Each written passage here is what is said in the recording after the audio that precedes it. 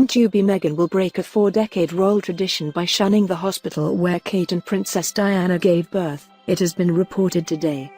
She and Prince Harry have decided not to have their baby at the Lindo wing of St Mary's Hospital in Paddington. Instead, the couple have opted for a maternity unit closer to their Windsor home. Kate and Prince William posed on the steps outside the Lindo following the births of their 3 children. Last year the Duchess of Cambridge looked immaculate as she emerged just hours after Prince Louis' birth. An inside source at the hospital has allegedly told the Vanity Fair magazine said, "This child will not be born at the Lindo. There are no preparations in place for the Duke and Duchess of Sussex's forthcoming birth, which means they will have it elsewhere." The talk of all the senior clinicians there is that Meghan doesn't want to copy what Kate did. Harry and Meghan realize there is intense public interest, but this baby is not a direct heir to the throne and they want the birth to be as private as possible. Meghan is nervous about complications such as an emergency cesarean and doesn't want the pressure of having to look immaculate on the hospital steps just hours later. Like any anxious first-time mum, she's worried about the birth itself. As she is over 35, she is considered a slightly older mum, which sometimes can lead to some complications.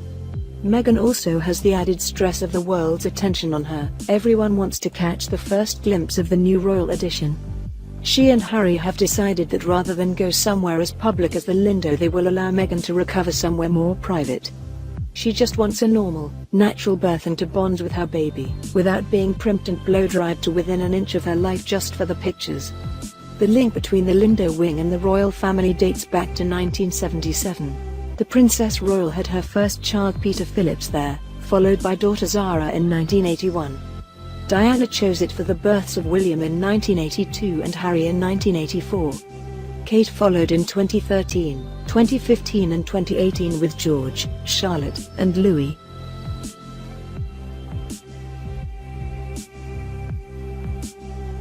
Duchess Meghan and Prince Harry's baby will be arriving so very soon, but could their first child ever become king or queen? All eyes have been on the couple, and particularly Meghan Markle, since Kensington Palace announced on October 15, 2018 the Duchess of Sussex is pregnant.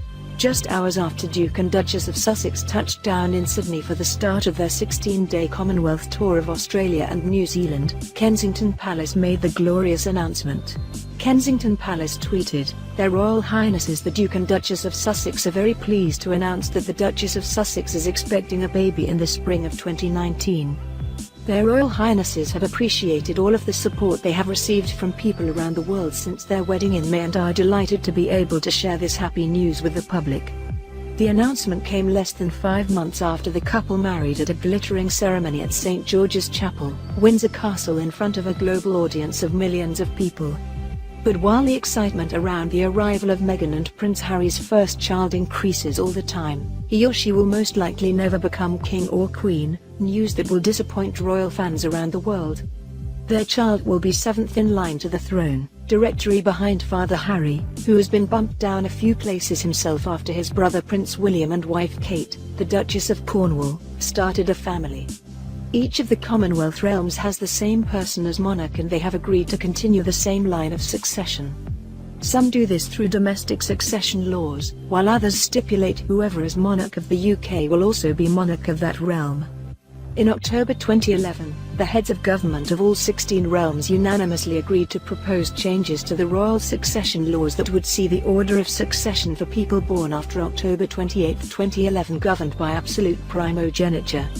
This is when succession passes to someone's children according to their birth order, regardless of gender.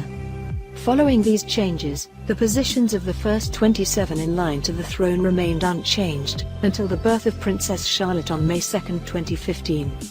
The Bill of Rights and the Act of Settlement still govern succession to the throne, but they were amended by the Succession to the Crown Act in 2013 to make succession to the crown not depend on gender and to make provision about royal marriages. Royal children born 7th in line have never succeeded to the British throne since the 1701 Act of Settlement.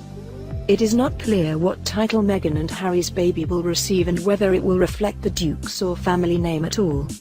Should Kate and William have more children, or their offspring have their own children, then Meghan and Harry's baby will be pushed further down the line of succession, along with their father Harry.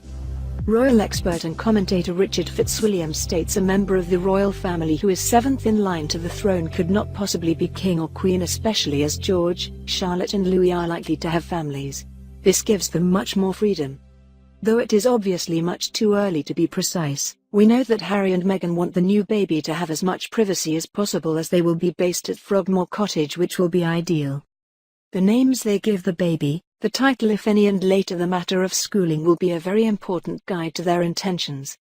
Their purpose is to be a dynamic charitable duo, inspired by Diana, in Britain and the Commonwealth, and also with worldwide reach, championing causes such as female empowerment, equality and diversity, the fight against mental illness and helping disabled servicemen and women, which they have done so successfully so far. But Mr. Fitzwilliam said despite Meghan and Harry's child only being seventh in line to the throne, that won't lessen the global excitement over a new addition to the royal family. He added, "It is inspiring to imagine their next trips abroad, having made such a success of those they have undertaken already, and the huge interest when they bring the baby with them. The US is surely their destination very soon, and interest in them there will be stratospheric."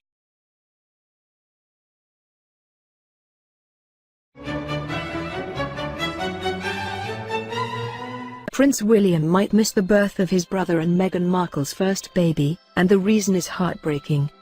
Meghan Markle is heavily pregnant and is expected to give birth to her royal tot very soon. The exact due date of the baby is not known, but Kensington Palace did reveal it was going to come into the world sometime this spring. Royal fans are speculating whether baby Sussex will arrive in April or early May. Those dates may coincide with Prince William's planned trip to New Zealand next month, where he will meet bereaved families of the victims of the Christchurch massacre.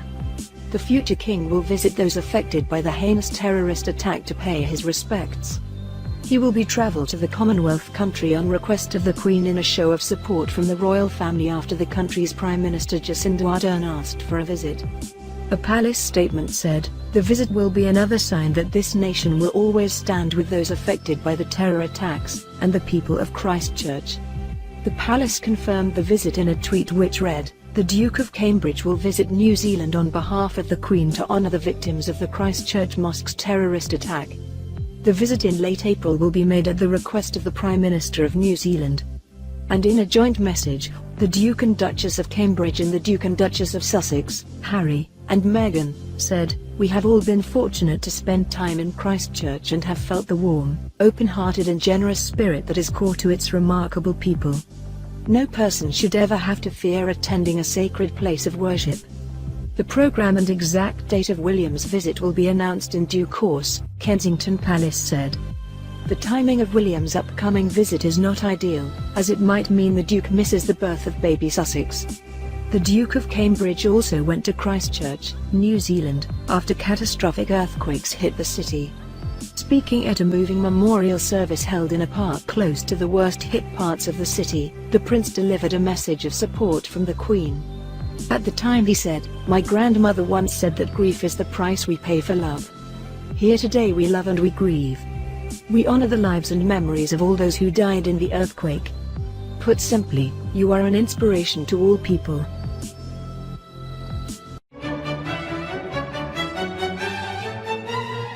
To celebrate her 99th birthday, Prince Harry and Meghan Markle wrote Daphne Dunn, who's the biggest Harry fan, a very sweet letter. The letter reads, in part, "We hope you have a wonderful celebration surrounded by family and friends and that you've managed to escape hospital. Harry's had a long relationship with Daphne and brought Meghan to meet her when they were last touring Australia. For those of you not in the know, Prince Harry has a very important BFF named Daphne Dunn, who's an adorably sweet Australian war widow.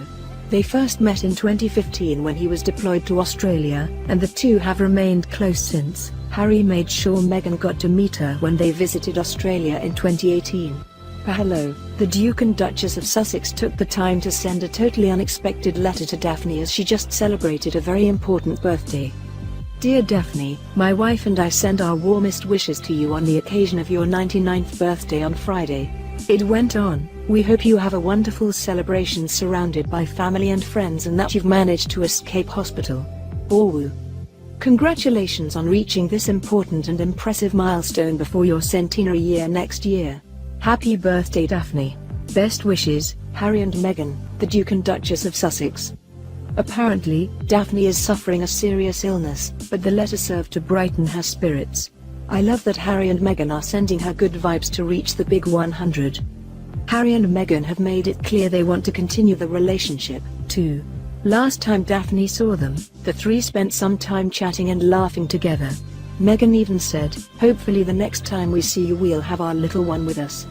Here's a pic of the first time Harry met Daphne while he was deployed in 2015. They apparently bonded because he noticed the Victoria Cross she was wearing, which was awarded posthumously to her husband.